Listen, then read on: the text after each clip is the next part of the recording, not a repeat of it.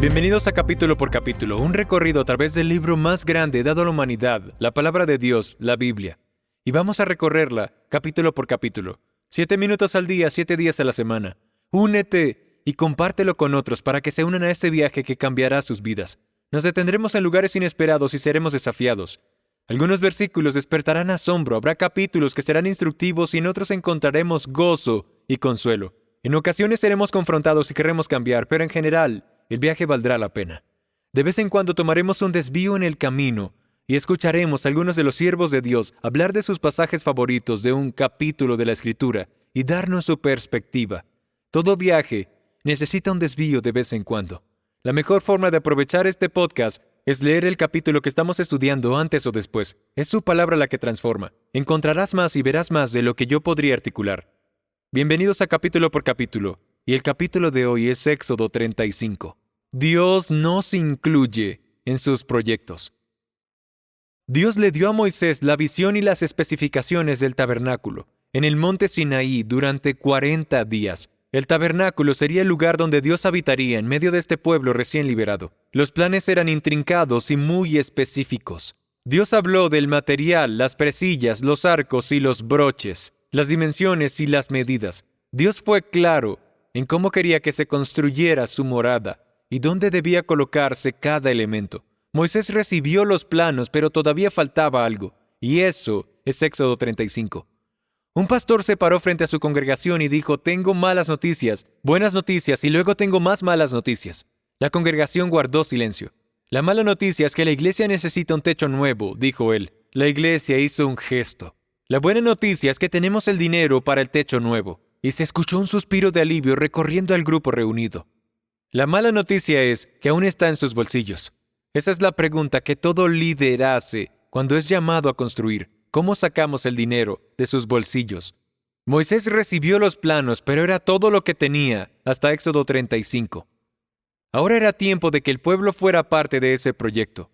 Hoy en día, esto es más difícil que nunca, porque la iglesia se está volviendo más consumidora que mayordomo.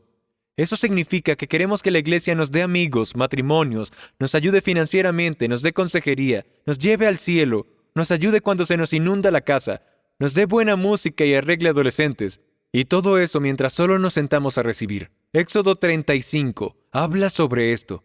Para ser claros, cuando damos nuestra ofrenda, no le estamos dando al Señor algo a lo que Él no tenga derecho. Estamos quitando nuestras manos de aquello que ya le pertenece a Él. Los que entienden este principio clave participan con los recursos con los que Dios mismo ya les ha bendecido. Moisés le cuenta a todos lo que Dios ha mandado. No hay gemidos, sino millones se ponen en acción, metiendo las manos en su bolsillo, por el privilegio de participar en el tabernáculo de Dios. Escucha Éxodo 35:20. Entonces toda la congregación de los israelitas salió de la presencia de Moisés, y todo aquel a quien impulsó su corazón, y todo aquel a quien movió su espíritu, vino y trajo la ofrenda del Señor para la obra de la tienda de reunión, para todo su servicio y para las vestiduras santas. Todos aquellos de corazón generoso, tanto hombres como mujeres, vinieron y trajeron broches, pendientes, anillos y brazaletes, toda clase de objetos de oro. Cada cual, pues, presentó una ofrenda de oro al Señor. Todo aquel que tenía tela azul, púrpura, escarlata y lino fino, pelo de cabra, pieles de carnero teñidas de rojo y pieles de marsopa, los trajo. Todo aquel que podía hacer una contribución de plata y bronce, trajo la contribución reservada para el Señor. Todo aquel que tenía madera de acacia, para cualquier obra del servicio, la trajo. Ofrendaron con sus corazones, que estaban conmovidos. Cada persona dio de sus posesiones. Todos estuvieron involucrados. Este es el primer proyecto de construcción y ofrenda, y es un precedente increíble de lo que se nos está mostrando. Pero lo que fue tan revelador fue ver las acciones inspiradoras del liderazgo. Los líderes lideran y los líderes van primero. Esto fue lo que pasó en Éxodo 35:27. Los jefes trajeron piedras de ónice y piedras de engaste para el efod y para el pectoral, y las especias para el aceite, para el alumbrado, para el aceite de la unción, y para el incienso aromático. Todos los israelitas, tanto hombres como mujeres, cuyo corazón los movía a traer algo para toda la obra que el Señor había ordenado por medio de Moisés que se hiciera, trajeron una ofrenda voluntaria al Señor. Los jefes trajeron su propia contribución primero. Y luego dice que todos los hombres y mujeres conmovieron su corazón e hicieron lo mismo. Los líderes intentan mover a la gente con palabras, pero nosotros los movemos con nuestras acciones y sacrificio. No podemos decirle a la gente que dé y no dar nosotros, o hablar de sacrificio y no sacrificarnos nosotros. Cuando los jefes dieron, el pueblo dio. Esta es una lección importantísima. El tabernáculo se construye porque Dios lo manda. El pueblo da para ello, pero los líderes inician esta ofrenda y se vuelve una bola de nieve. El tabernáculo no solo cayó del cielo, eso fue el maná.